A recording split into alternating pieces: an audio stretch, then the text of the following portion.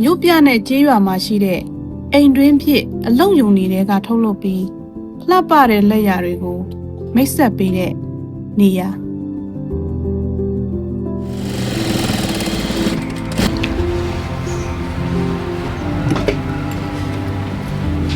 စစ်မှန်တဲ့လက်မှုပညာနဲ့ရိုးရာသဘာဝဒီဇိုင်းတွေကို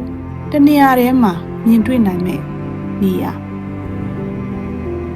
မမြင်ရသေးတဲ့လက်မှုလက်ရာတွေကိုလူသိများလာစေမဲ့ဖြစ်တည်မှု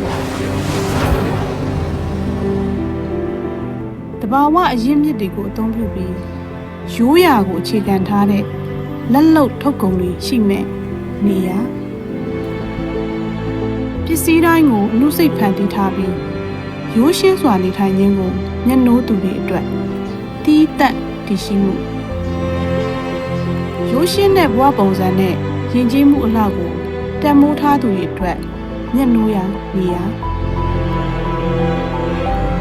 ဖန်တီးသူနဲ့ဝယ်သူနှစ်ဖက်စလုံးအတွက်မှန်ကန်တဲ့ဈေးနှုန်းနဲ့တန်မိုးကိုမိတ်ဆက်ပေးတဲ့နေရာနှလုံးသားနဲ့ဖန်တီးထားပြီးရည်ရွယ်ချက်နဲ့ချိတ်ဆက်ထားတဲ့ဉာဏ်